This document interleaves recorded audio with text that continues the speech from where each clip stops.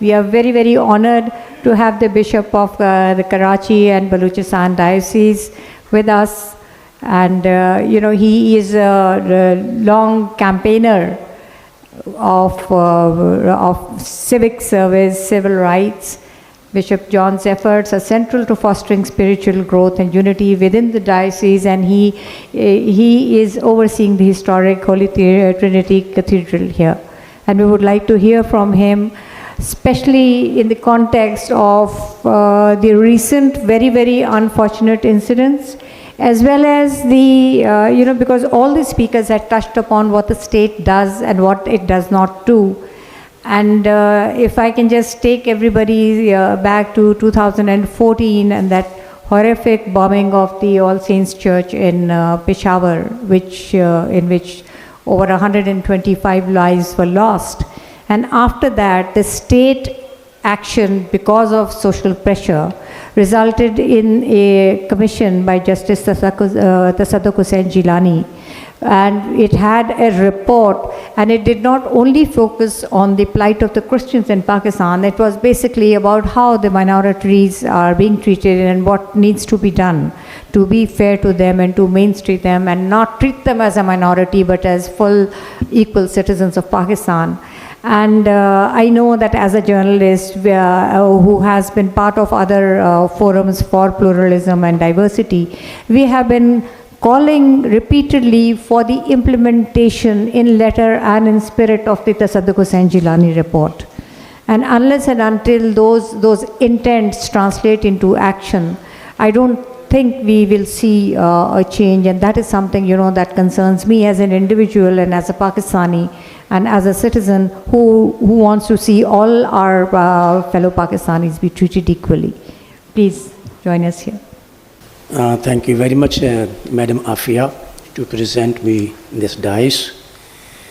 And I think this is very important to extend my thanks to Sarim to provide me this opportunity to express myself on that issue and the theme we are going to discuss, and we have discussed at length through our worthy speakers. And I think Sarim has the pride. At this moment, I want to say, who are encouraging to breaking the silence to such group of people who are a smaller religious denominations. I would try to avoid the word minority, because I always say the words minority and majority are the complex terminologies. These words create complex. But I would rather prefer to use the smaller communities, the religious communities and religious denominations. And Saram has the pride to encourage, to break the silence. And they are, I hope, addressing to such suffering community who are suffering in vulnerability and violence. And we have heard and learned a lot about the issues that are being faced by the smaller communities in South Asia. And Sarim is always in effort and struggle to encourage the smaller religious denominations to live with respect and to live with integrity in the context of majority. And I would like to extend my thanks again to the leadership and to the organizers of Sarim, and especially the people I know, Mr. Sajjad and Mr. Furqan, who are my contact persons for this program, and they are so kind to give me this opportunity. So I want to extend my hearty thanks to both of them, and especially to the Sarim. When I was thinking about this theme, breaking the silence, and I was feeling that in this theme, we want to encourage such community that is suffering in violence.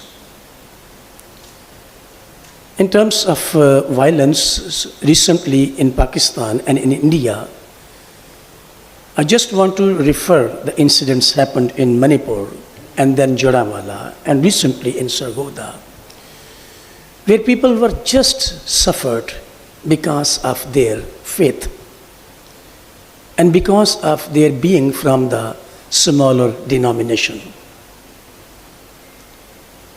And out of the findings of these incidents, what I could find that it was just a prejudice on what they were suffering by the majority communities, not only in Pakistan but also in India.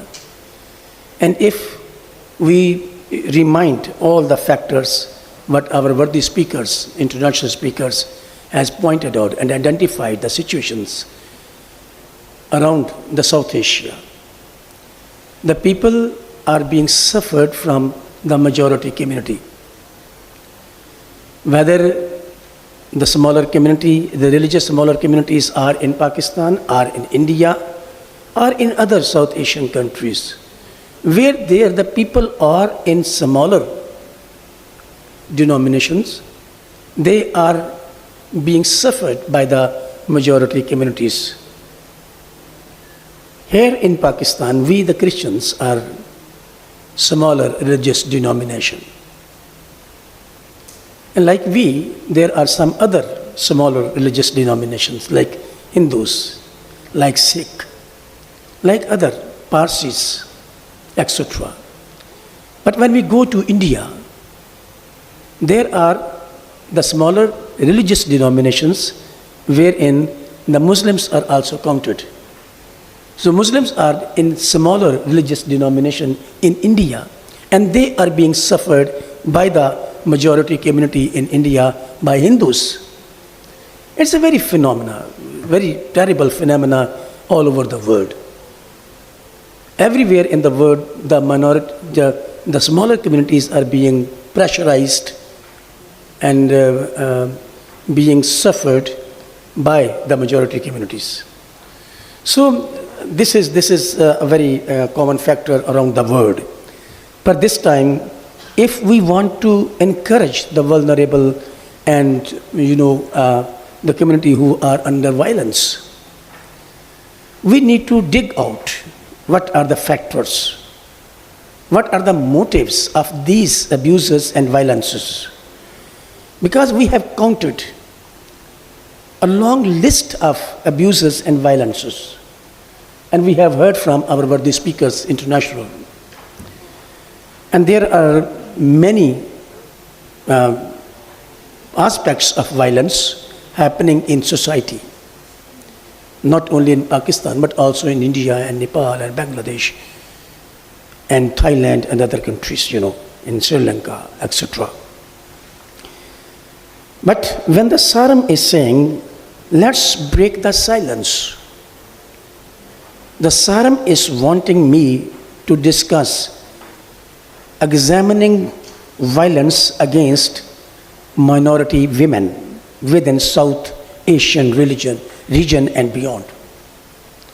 They are asking me to examine why the violence is happening in the society.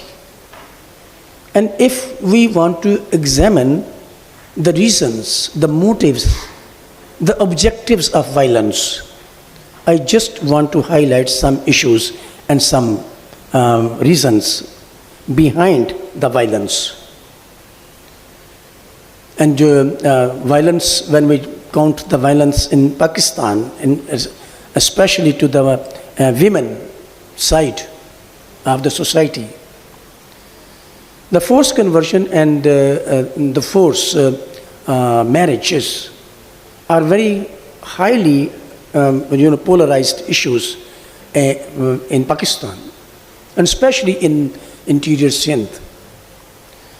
These are just the numbers we can count on fingers. These are the issues. These are the violences. But if we want to examine our issue of violence, I think violence is a reaction of our behaviors. Violence is not a natural reaction. Violence happens in context. That's why it happens in India, in Pakistan, to the smaller communities. It is a matter of behavior in context. If the Muslims could have been in majority in India, they would not have been suffered. And the Christians are suffered in Pakistan because they are the smaller community. So violence is a kind of behaviors in context. Whatever the context we have, not only in Pakistan, but India, Sri Lanka, Bangladesh, etc. So from where this kind of behavior comes up, and our behaviors are always formed in accordance with our psychologies, in accordance with our trends of thinking, in accordance with our terminologies we are using. And these factors are very important because our behaviors are formed on the basis of our psychology, and our psychology, our personality is formed in context. And that context be of kind of religious context, a socio-political context. And these contexts always affect our psychology and our personality formation. And then the reactions come up. Those reactions can be positive and those reactions can be negative. And when we talk about violence, violence is a negative response and reaction in society. And we are worried about that.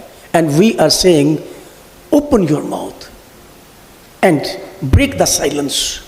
Raise your voice against violence. How the people who are vulnerably being suffered, they can raise their voice unless and until we will encourage them. We will sit with them. We will listen their problems. And this is what I want to, first of all, I would like to say that we need to know the motives of this violence.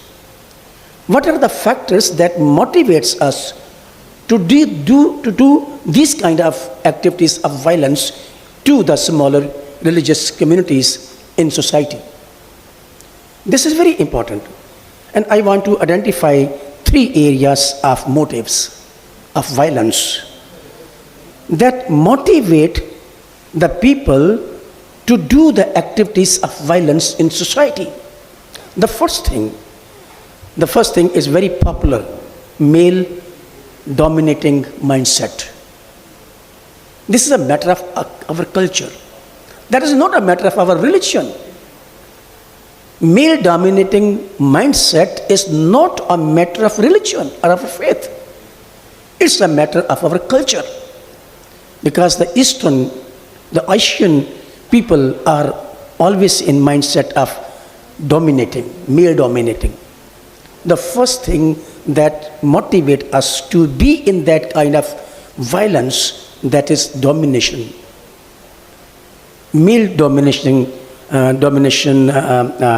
mindset. Because women are weak, we feel in our culture, but this is proved that female are not weak in any way. If we go into West, we will see the women are not weak. But this is the thought of our culture. We feel the women are weak.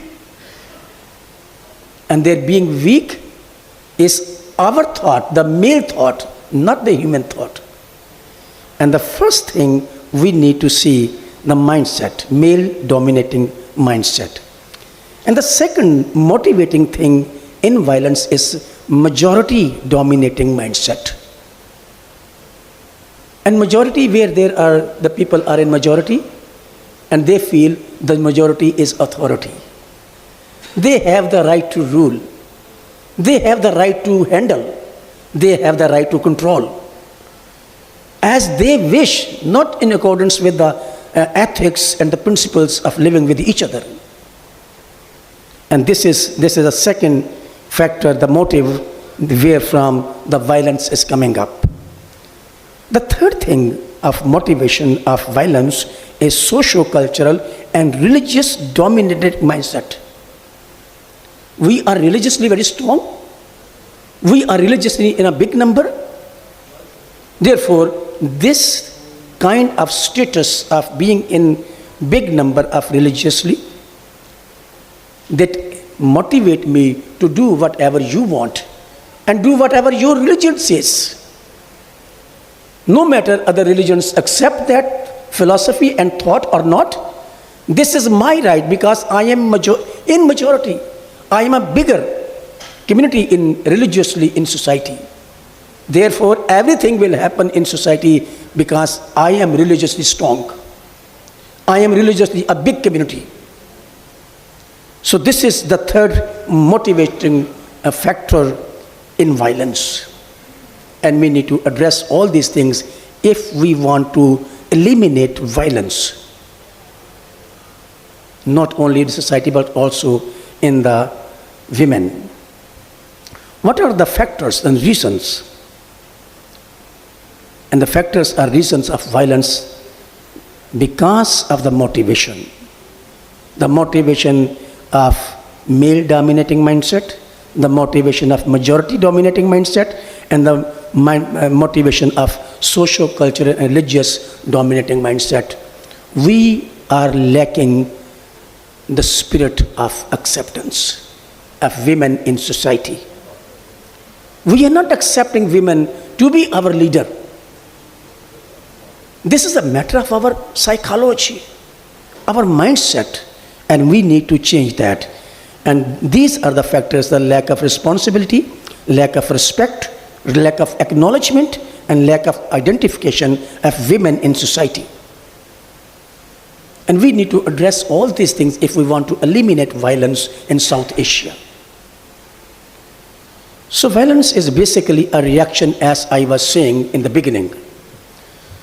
So violence cannot be eliminated unless and until we will review our mindset. Unless and until we will accept women as equal beings, human beings. And the religious books, not only the Holy Bible, not only the Holy Quran, all the religious books of the world says women and men are equal in creation. They are equally created by God. So if they are equal, why we are doing discrimination in society? And we are saying male will rule and women cannot rule. Male have the most rights and women cannot. And we need to accept and respect and acknowledge the standing of women in society.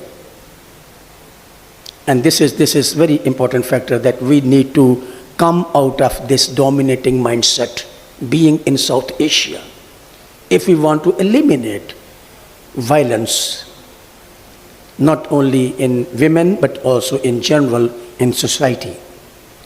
And we need to honor the status and standing of women in society. We need to honor.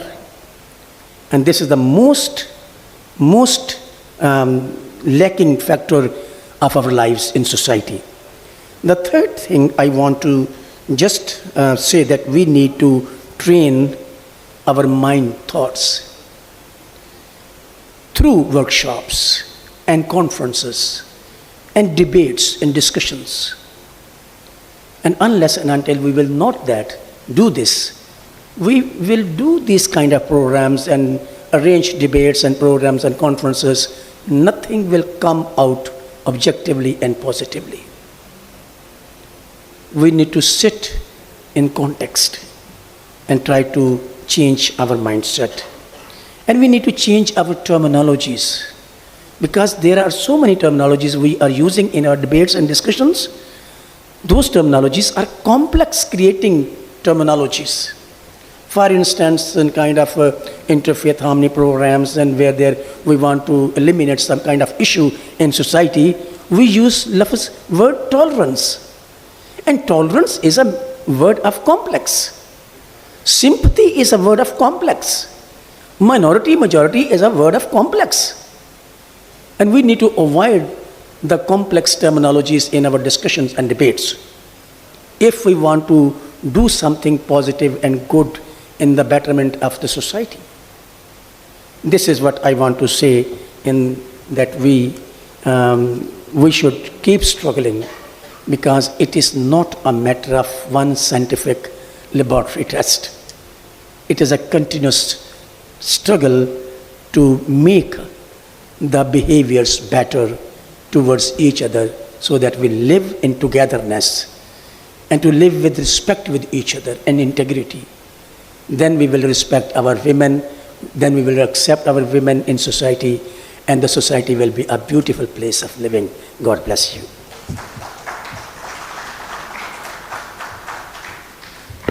Thank you very much, for unpacking the complexities and the nuances of even words, how they matter, how they reflect on our mindset. And it is strange, and it is nuanced, because society you cannot use, with a broad brush.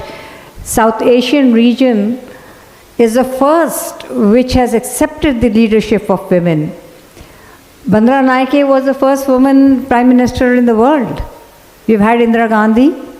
Fatma Jinnah's leadership position was accepted by the world, and it was only toppled over because of a dictatorial makeover. We had Benazir twice. Bangladesh has had Khalda Zia and Hasina Wajid. So South Asian region can actually say that, the mindset is something that can be overcome. And in recent history, very recent history, we've had two very strong women who have made their mark in the world and who have kept large parts of diverse and divisive societies together. One has been Angela Merkel. Of all the other European leaders of recent past, whose name just comes up, on top of bringing stability and bringing those countries who killed millions of each other's citizens into a one unit. And that had been Angela Merkel, who led EU also, not just Germany, very well. And then Jacinta Ardern. Look at her, look how she behaved towards an incident, just one incident, against a religious minority in her country. And she was the personification of empathy, sympathy, and acceptance. And yes, tolerance is a very forced word. I also dislike that word, because it should be acceptance rather than tolerance, because it gives a kind of a forced connotation, because in Urdu we say bardasht. So bardasht is not really something that you do out of the goodness of your heart or out of willingness. So much better than tolerance would be, just acceptance. So I think, this, the way the conversation is flowing, it is giving us a very open discourse on our own complexities, our own mindset, and what we need to fix. Because once we are able to fix that, a lot of things will fall in place. We have the legislation, we have constitutional safeguards there, but until and unless we fix our own mindset, we will not be able to move ahead. And these things are carried as a heavy burden by journalists. I, as a professional, have been a journalist for the past